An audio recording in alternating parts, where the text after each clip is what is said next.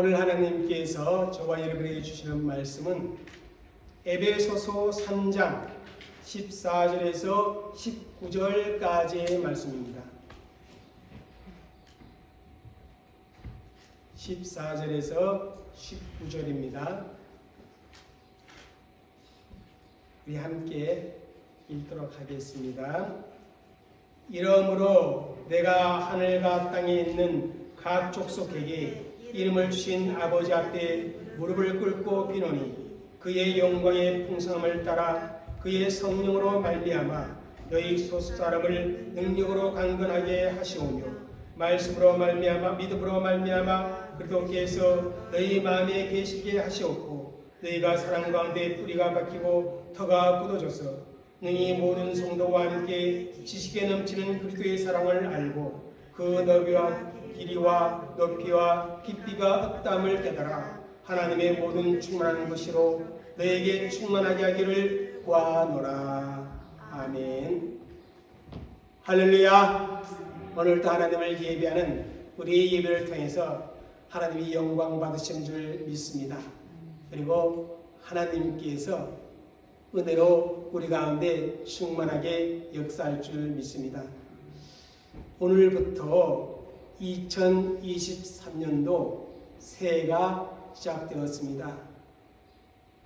우리 앞에 새로운 해와 새로운 날과 새로운 시간을 허락하여 주신 하나님께 먼저 감사를 드립니다. 그리고 새해는 예전에 경험하지 못했던 새로운 하나님의 은혜와 복이 우리 성도 여러분의 가정 위에 정말 풍성하게 임하시기를 주의 이름으로 축복합니다. 우리 적은 사람들이 모였지만 우리 인사 보낼까요? 새해는 하나님이 주시는 복을 많이 받고 누리시기를 바랍니다. 그렇게 한번 인사해 주시길 바랍니다. 예, 새해는 하나님께서 주시는 그 복을 정말 많이 받고 우리 누리시기를 바랍니다. 여러분, 새해가 되면 누구나 새로운 목표와 계획을 세우고 또한 그것이 이루어지기를 간절히 소원하게 됩니다. 저도 새해에 우리 생김의 교회를 생각하면서 우리 생김의 교회 성도들 위해 품고 있는 소원과 기도 제목이 있습니다. 그것을 오늘 읽은 본문인 에베소서 교회 성도를 위한 바울의 기도에서 발견하게 되었습니다. 그래서 새해를 시작하는 첫날 첫 예배 시간에 우리 성김의 교회 성도들 향한 기도의 제목과 소원을 나누려고 합니다.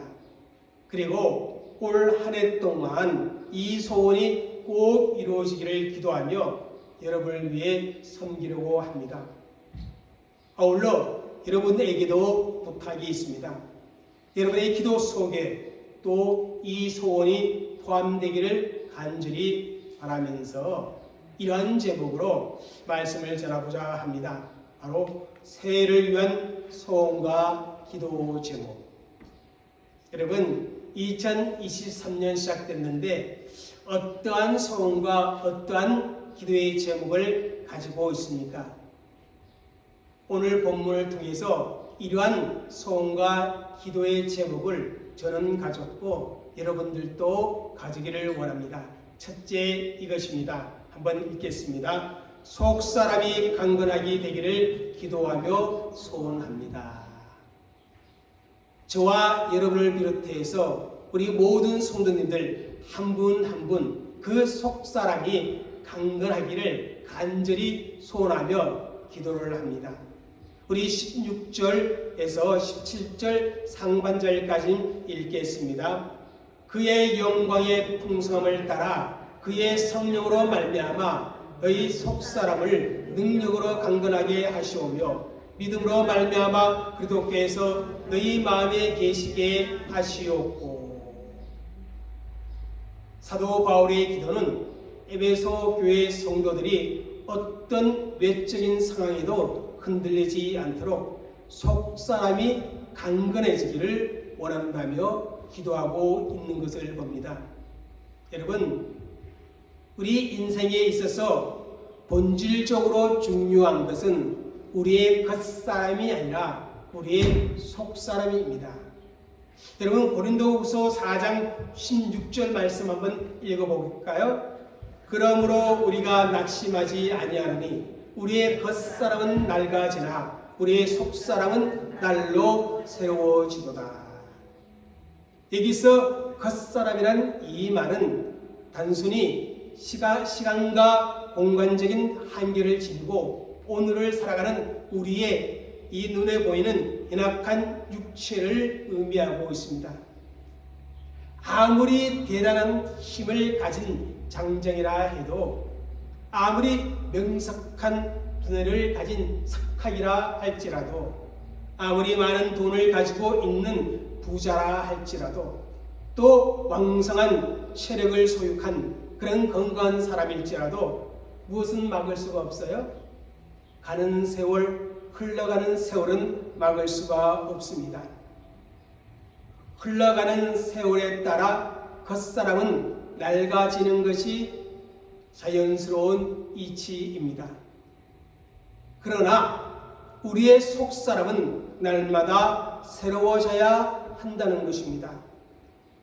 이 속사람은 세월에 따라 늙어지고 낡아지는 겉사람과는 분명 대조되는 성령으로 거듭난 우리의 내적인 자아, 우리의 정체성을 의미해주고 있습니다.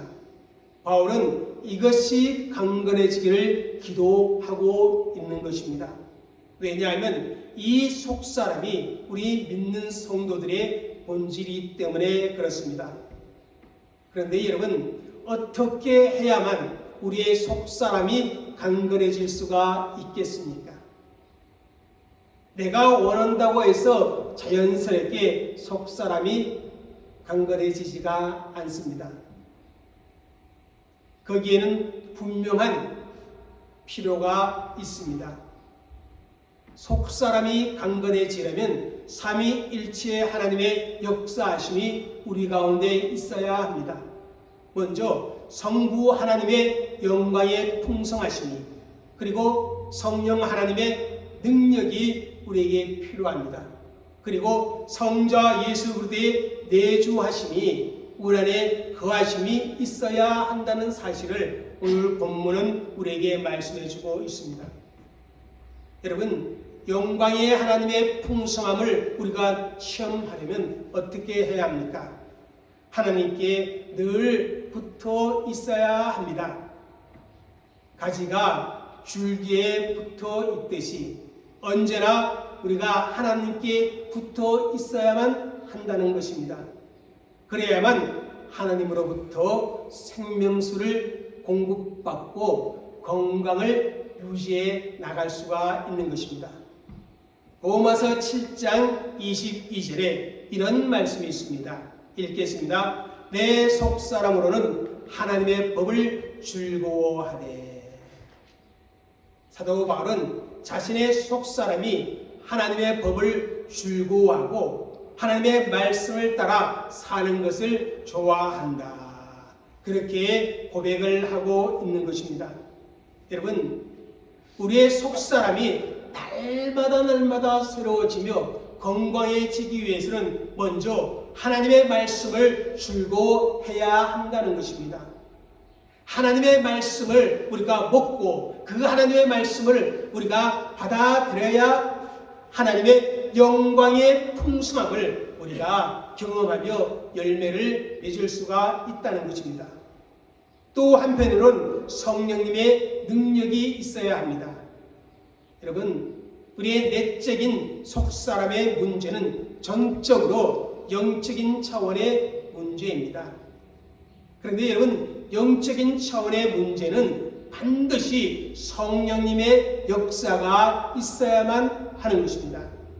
그래서 우리 예수님께서 승천하시기 전에 제자들에게 오직 성령이 너에게 임하시면 너희가 권능을 받고, 그리고 어떻게 해요?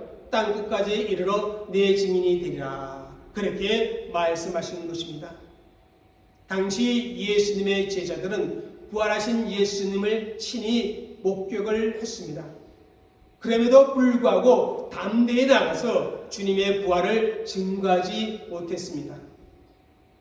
예수님의 말씀처럼 오순절날 성령님의 강림 사건이 있고 난 후에야 그들은 담대히 나가서 복음을 증거했던 것입니다. 이렇게 성령의 능력이 우리 가운데 임해야만이 우리의 속사람이 강건해질 수가 있습니다. 그런데 이 성령의 능력을 가만히 있다고 해서 우리가 경험하는 것이 아니에요. 간절히 기도해야만 합니다. 예수님의 말씀처럼 예루살렘을 떠나지 않았던 그 제자들이 그냥 그렇게 막연히 기다리고만 있었더라면 성령님의 임재와 능력을 체험할 수 없었을 것입니다. 성경은 그들이 마음을 같이하여 전혀 기도에 힘쓰니라 그렇게 말씀을 주고 있습니다. 그러던 중에 성령의 능력을 체험하게 된 것입니다. 그것이 초대교회 성도들로 하여금 속사람이 강건해지는 그런 은혜의 역사를 만들어 갔다는 사실입니다. 그리고 예수 그리스도께서 내 마음에 거주해야만이 결론적으로 내 속사람이 강건해질 수가 있습니다. 오늘 본문에 보니까 믿음으로 말미암아 그도께서 너희 마음에 계시게 하시옵고 라고 말씀을 합니다. 예수님이 내 마음에 거주하려면 우리에게 반드시 필요한 것이 있는데 그게 뭐라는 것입니까? 바로 믿음이라고 말씀해 주고 있습니다. 예수 그리스도께서 우리의 속사람인 마음 안에 들어와 거주하려면 저와 여러분에게 먼저 마음의 문을 열어야 합니다. 마음의 문은 아무리 우리 주님이라 할지라도 강제로 열 수는 없는 것입니다. 반드시 우리가 열어야 합니다. 그런데 그 마음의 문을 여는 열쇠가 뭔지 아세요?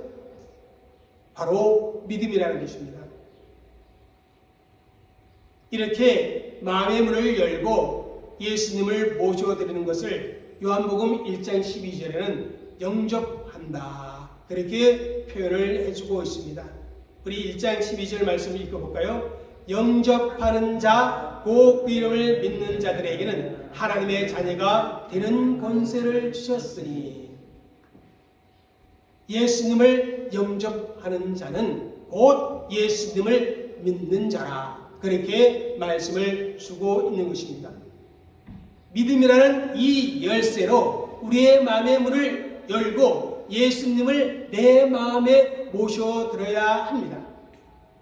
그때 어떤 역사가 일어나는가 하면 요한계시록 3장 20절을 읽겠습니다. 시작. 볼지어다 내가 문 밖에 서서 두드리노니 누구든지 내 음성을 듣고 문을 열면 내가 그에게로 들어가 그와 더불어 먹고 그는 나와 더불어 먹으리라.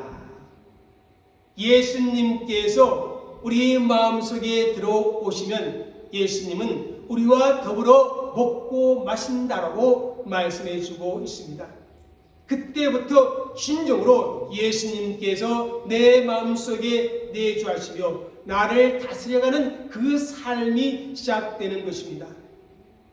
예수님께서 우리 안에 들어와 계시면서 우리를 다스린다면 그 어떤 경우도 우리가 흔들리지 아니하고 낙심하는 일이 있어도 그것 때문에 무너지지 않게 되어지는 것입니다.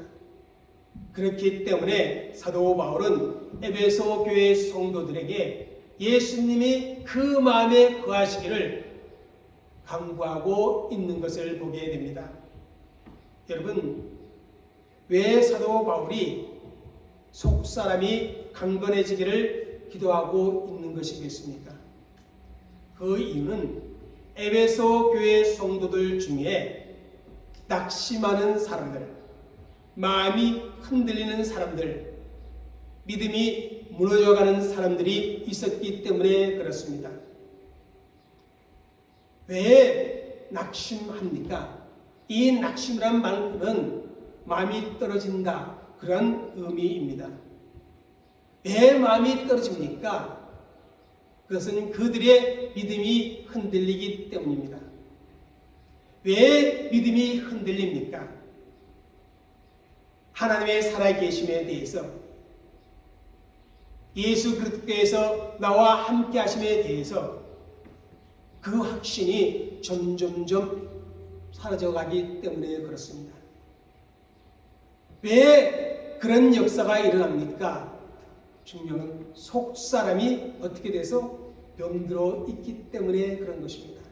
그래서 바울은 그들의 속사람이 강건해지기를 기도했던 것입니다.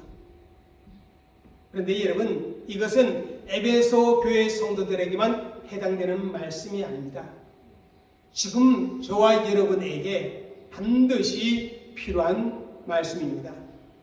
아무리 믿음 좋은 사람이라 할지라도, 아무리 하나님의 많은 기적을 경험한 사람이라 할지라도, 하나님의 응답의 역사를 많이 경험한 사람일지라도 속사람이 약해지면, 속사람이 병들어버리면 믿음이 흔들리고 쉽게 시험에 들기 때문에 그런 것입니다. 그러므로 우리 속사람이 강건해져야 합니다.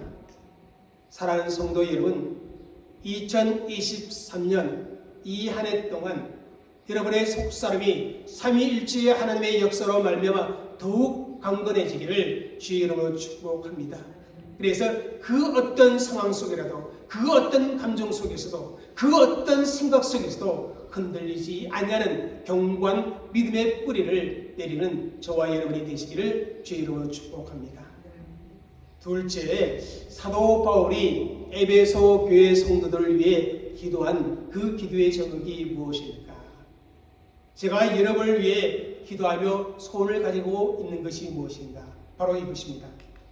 우리의 삶이 하나님의 사랑에서 뿌리 내리기를 기도하며 소원합니다. 저와 여러분의 삶이 어디에 뿌리 내려요? 하나님의 사랑에 뿌리 내려야 한다는 것입니다. 물질에 뿌리 내리는 것이 아니라, 내 이성에 뿌리 내리는 것이 아니라, 내가 지금까지 경험했던 그 경험에 뿌리 내리는 것이 아니라 누구에게? 하나님의 사랑에 뿌리를 내려야 한다는 것입니다. 자, 17절 하반절을 읽겠습니다. 너희가 사랑 가운데서 뿌리가 박히고 터가 굳어져서. 여러분, 모든 일에는 기초가 가장 중요합니다. 신앙생활도 마찬가지입니다. 우리 예수님께서 상상수훈의 말씀을 주시면서 그 말씀을 마무리할 때 지혜로운 건축가와 어리석은 건축가를 비교하여 말씀을 주셨습니다. 여러분, 지혜로운 건축가, 어리석은 건축가, 이들 사이에 있어서 근본적인 차이점이 뭔지 아십니까? 건축 재료가 아닙니다. 무엇이에요? 집의 기초를 어디에 두었나 하는 것입니다. 지혜로운 사람은 그 집을 반석 위에 세웠습니다. 하지만 어리석은 사람은 그 집을 모래 위에 세웠다고 합니다. 물론 단장에는 큰 차이가 나타나 보이지를 않습니다. 그러나 비가 퍼붓고 물이 넘치고 돌풍이 치면 이야기가 달라집니다. 반석 위에 세운 집은 끄떡이 없지만 모래 위에 세운 집은 맥 없이 무너지고 만다는 것입니다. 여러분, 우리의 신앙생활은 믿음의 집을 세우는 것이라 그렇게 표현할 수가 있습니다. 에베소 교회 성도들은 그동안 나름대로 열심히 신앙생활을 해왔고 나름대로 그럴듯한 믿음의 집을 세워왔습니다. 그런데 바울이 당하는 환난이 빌미가 되어서 의심의 풍랑이 그들 마음 가운데 불어오자 그들은 그만 낙심하고 말았습니다. 흔들리고 말았습니다. 왜 그렇게 되었겠습니까? 문제는 기초에 있었던 것입니다. 신앙생활이 반석 위에 세워지지 않았다는 것입니다. 그래서 시험에 들었고 그동안 공들여 쌓아왔던 믿음의 집이 통째로 흔들리게 되어진 것입니다. 그래서 바울은 에베소 교회 성도들이 사랑 안에서, 하나님의 사랑 안에서 뿌리 내리고 기초가 세워지기를 간절히 기도하고 있는 것입니다. 그런데 여러분, 여기서 바울은 예수님께서 말씀하신 반석을 사랑으로 표현하고 있는 것입니다. 여러분, 예수님께서 말씀하신 반석을 무엇을 의미하는 것이겠습니까? 이것을 의미합니다. 예수께서 그리스도 되심에 대한 믿음의 고백을 의미한다. 베드로가 주는 그것이요 살아계신 하나님의 아들이라 그렇게 고백했을 때 예수님께서 내가 이 반석 위에 내 교회를 세우겠다 그렇게 말씀하셨습니다. 여기서 반석은 베드로 자체를 의미하는 것이 아니라 베드로의 신앙 고백을 가리키고 있는 것입니다. 여러분, 그런데 예수님이 그리스도 되심이 어디에서 나타났습니까? 예수가 그리스도라는 사실을 어디에서 보여줬습니까? 바로 예수님의 십자가의 죽음과 부활의 사건으로 말미암아 예수님이 자신이 그리스도임을 우리에게 증거해 주고 있습니다. 그런데 로마서 5장 8절에 보면요, 주님의 이 십자가는 우리를 향한 누구의 사랑이라? 하나님의 사랑이라 그렇게 말씀을 주고 있습니다. 우리 로마서 5장 8절 말씀 함께 읽겠습니다. 시작. 우리가 아직 죄인 되었을 때 그리스도께서 우리를 위하여 죽으심으로 하나님께서 우리에 대한 자기 사랑을 확증하셨느니라. 예수님께서 십자가에 죽으신 것은 하나님의 사랑을 확증하여 보여주신 사건이라 그렇게 말씀을 주고 있습니다. 여러분, 하나님의 사랑에는 아무런 조건이 없습니다. 그래서 하나님은 우리가 죄인이 되었을 때 우리를 사랑하신 것입니다. 만일 우리가 구원받을 자격이 있었기 때문에 구원하셨거나 우리가 사랑받을 만한 조건을 갖추고 있었기 때문에 우리를 사랑하셨다면 우리는 하나님의 사랑에 대해서 조금도 감격할 필요가 없습니다. 왜냐하면 우리가 마땅히 받을 것을 받은 것이기 때문에 그렇습니다. 그러나 만일 우리가 하나님의 사랑을 받을 만한 아무런 조건이나 자격이 없었음에도 불구하고 우리가 죄인임에도 불구하고 하나님께서 우리를 사랑하셔서 구원해 주셨다면 그 사랑 앞에 우리는 감격할 수밖에 없는 것입니다. 여러분, 하나님 사랑 앞에요 자신의 의로움을 내세우는 것은 정말 부끄러운 것입니다. 그런데 여러분, 낙심도 마찬가지입니다. 하나님을 믿는다고 하면서 마음의 의심을 품거나 흔들리는 것도 마찬가지입니다.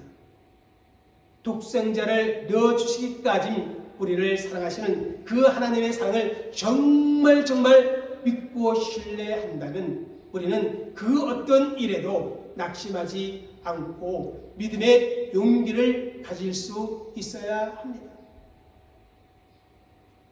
삼위일체 하나님께서 우리의 속사람을 강건하게 하실 때 나타나는 가장 첫 번째 변화는 우리의 믿음의 기초가 단단해진다는 것입니다. 우리를 향하신 하나님의 사랑에 우리가 믿음의 뿌리를 내리고 기초를 세우게 된다는 것입니다. 여러분, 어려울 때일수록 어디로 돌아가라? 기본으로 돌아가야 한다. 그런 말이 있습니다. 신앙생활도 마찬가지입니다. 여러분, 우리가 흔들릴 때 우리가 고통스럽다고 해서 하나님을 향하여 원망하고 싶은 그 순간에 우리는 기초로 돌아가면 됩니다. 어떤 기초? 하나님이 나를 사랑하고 계신다. 그 기초로 돌아가면 우리에게 위로가 되고 우리가 힘을 받을 수가 있습니다. 사도 바울은요, 이 하나님의 사랑에 대해서 로마서 8장 32절 33절에 이렇게 말씀합니다. 읽겠습니다. 내가 확신하노니 사망이나 생명이나 천사들이나 권세자들이나 현재일이나 장래일이나 능력이나 높음이나 기쁨이나 다른 어떤 피조물이라도 우리를 우리 주 그리스도 예수 안에 있는 하나님의 사랑에서 끊을 수 없으리라. 우리의 신앙생활이 이와 같은 하나님의 사랑에 뿌리를 내리지 않았기 때문에 조그만 일에도 우리는 쉽게 낙심하고 시험에 빠져들게 되는 것입니다. 여러분, 이것은 우리의 겉사람의 문제가 아니라 무엇의 문제예요? 우리의 속사람의 문제입니다. 이것은 상황의 문제가 아니라 무엇의 문제예요? 우리 믿음의 문제입니다. 그러므로 여러분, 이 올 한 해 우리가 살아가는 삶의 여정에 여러 가지 어려움을 만날 수 있게 됩니다. 그러나 그때마다 하나님의 사랑을 여러분 분명하게 확신하는 저와 여러분이 되어지시기를 주의 이름으로 축복합니다. 마지막으로 올 한 해 동안 우리 성도님들, 우리 교회 가운데 이런 은혜가 있기를 기도하며 소원합니다. 읽겠습니다. 시작. 그리스도의 사랑을 충만하게 체험하는 은혜가 있으시기를 기도하며 소원합니다. 여러분, 우리 18절 19절 읽겠습니다. 시작. 능히 모든 성도와 함께 지식에 넘치는 그리스도의 사랑을 알고 그 너비와 길이와 높이와 깊이가 어떠함을 깨달아 하나님의 모든 충만하신 것으로 너희에게 충만하게 하시기를 구하노라. 우리 믿음의 기초가 하나님의 사랑에 단단히 세워진다면 이제 그 기초 위에 굳건히 서서 우리를 향한 그리스도의 풍성하신 그 사랑을 체험하며 살아가게 되는 것입니다. 그래서 바울은 에베소 교회 성도들이 그리스도의 사랑이 얼마나 크고 놀라운 것인지 그것을 알고 깨닫게 되기를 위해 기도하고 있는 것입니다. 여러분, 오늘 이 본문의 그리스도의 사랑은 그리스도를 통하여 나타난 하나님의 사랑을 의미하는 말씀입니다. 17절에서 바울은 사랑 가운데 뿌리가 박히고 터가 굳어지기를 위해 기도했습니다. 그 사랑은 예수 그리스도의 십자가를 통해서 나타난 하나님의 사랑이라 그렇게 말씀을 드렸습니다. 그것을 여기에서는 그리스도의 사랑이라 이렇게 표현하고 있습니다. 여러분, 존 스토트 목사님은 그리스도의 사랑에 대해서 이렇게 표현합니다. 한번 잘 들어보세요. 모든 인류를 수용할 만큼 넉넉하게 넓고 세상의 시간을 넘어서 계속될 만큼 영원히 길고 그리스도를 하늘에 올릴 수 있을 만큼 지극히 높으며 가장 타락한 인간을 구원할 만큼 충분히 깊다.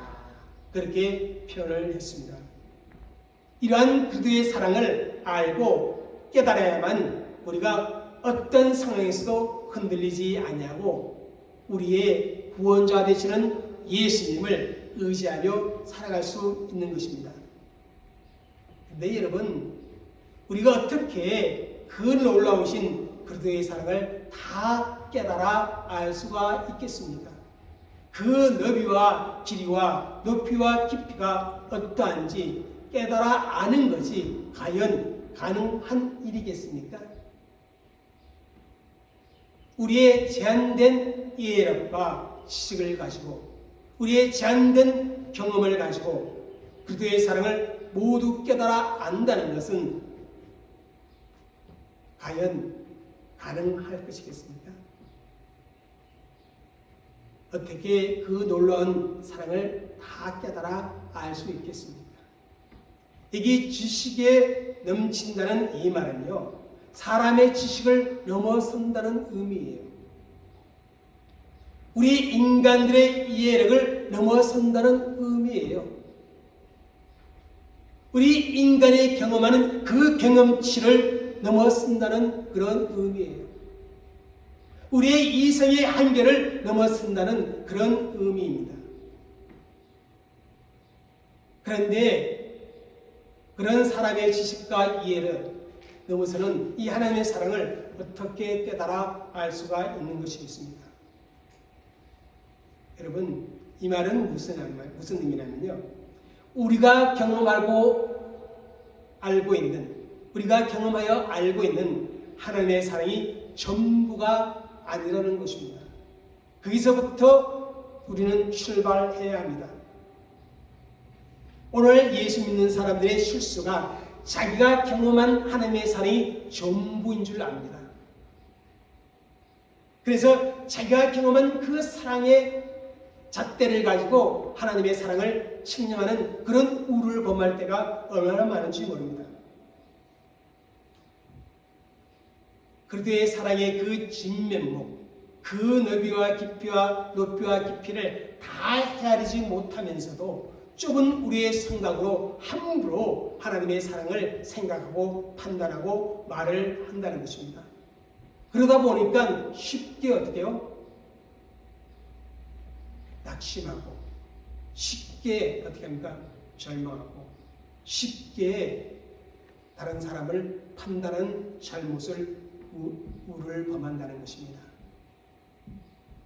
우리가 지금 비록 충분히 이해하지 못한다 하더라도 우리를 향한 하나님의 그 크신 사랑이 계속되어 있고 내 지식에 넘쳐나고 내 이해력에 넘쳐난다는 사실을 우리는 인정해야만 한다는 것입니다.